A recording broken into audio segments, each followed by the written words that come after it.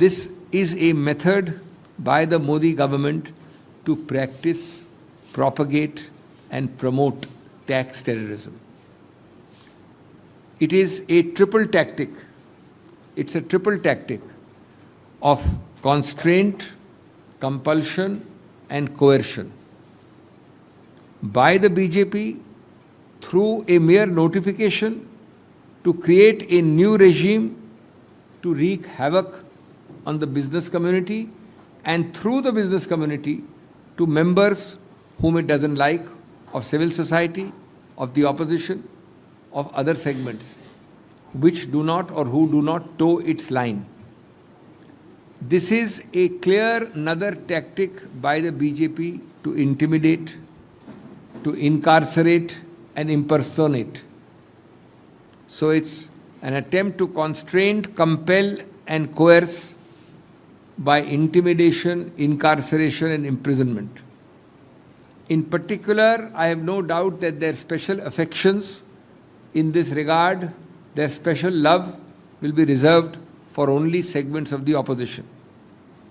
Friends, very briefly, suddenly on 11th July, in the most most surreptitious move possible, you have brought to the attention of the GST Council. Remember, it is not consultation with GST Council, it is bringing to the attention of the GST Council what you suddenly, surreptitiously through the back door introduced on 7th of July.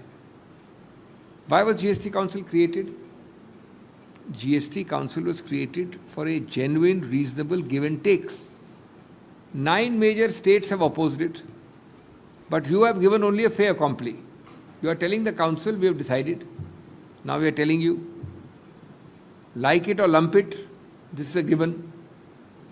Number 2, was it ever brought in any manner to Parliament? Was an attempt made in any manner to discuss, forget Parliament, in civil society? Was there any large-scale consultation with the trading community?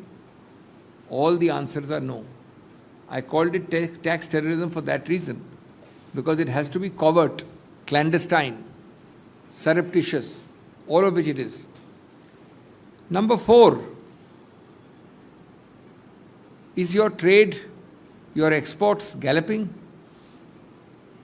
Is your trade position so rosy that you can instill fear in those who do trading? Surely, given our trade export figures in particular, this inclusion and change in law will lead to small people being investigated, usually wrongly or slantedly, because if I don't like you, or your affiliations are to somebody I don't like, or you belong to an opposition framework, then well, this is my new weapon. Fifthly, does this increase the cost of compliance for these industries and units? Hugely. SMEs in this country pre-COVID have been complaining about cost of compliance. India, for all the rhetoric you hear about ease of business, has a huge cost of compliance.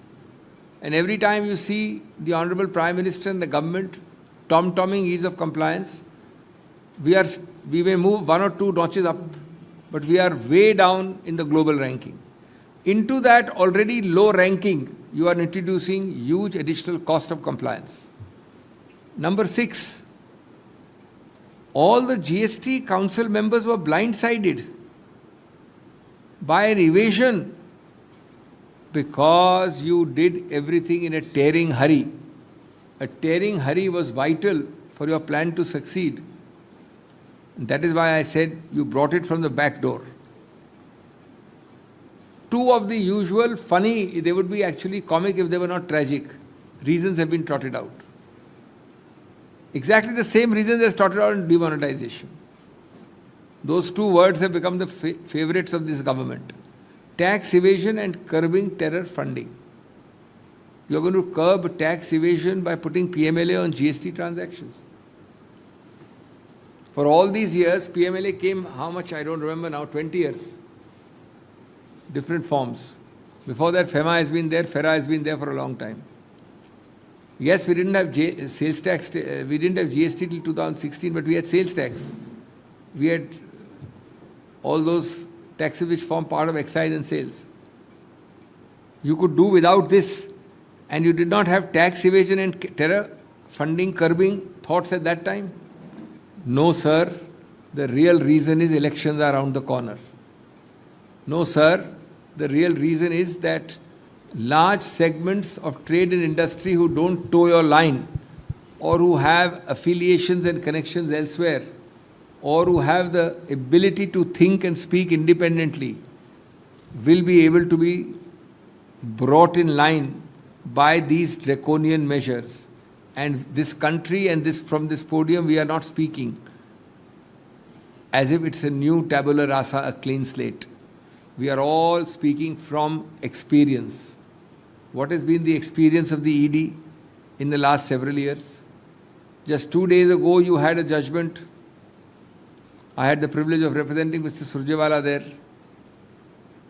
It has clearly said that this government is acting as if there is only one man on earth whom they can appoint and reappoint on the ED, PMLA jurisdiction and never disappoint. He has now been disappointed finally only by the Supreme Court judgment. By the way, this is true of 3 or 4 other important positions. People serving on extensions, if you take out the list, you know the meaning of extension? If my age is complete, this man has a legitimate claim for getting that post. If this man's age is complete, you have a legitimate claim to get that post. Everybody is disappointed because important positions, I'm not talking of individuals, from cabinet secretary downwards, are all given ad hoc extensions. For 70 years, CBDT chairmen were never given extensions like this. For years, you are given. So this is a Sarkar which believes in control freak. It believes in power through every means, including tax terror. And if you could run a GST routine, if not a GST routine, which is now only about 8 years old or 7 years old, a indirect tax routine without PMLA applying, then I don't see any reason for this sudden imposition and without discussion, through the back door, clandestine and surreptitious. Lastly, friends, GST arises in the context of GDP. Your great chest thumping and self-congratulatory pats are in the context of roughly average growth rate of 3.5% in the last 4 years. Call them COVID years or non-COVID years. Roughly 3.5% average annual growth rate. What is this great boost to GST you are giving by putting PMLA, or by looking at ways of at least increasing your growth first before you talk of GST? Friends, I will end by saying that, with what I started, that this is nothing but a practice, promotion and propagation of tax terrorism. It is nothing but doing constraint, compulsion and coercion on opposition sections or disagreeing sections. It is nothing but intimidating, incarcerating and imprisoning your political and social opponents. And in that sense, it is an attempt at a naked terror tactic in the tax realm. Thank you.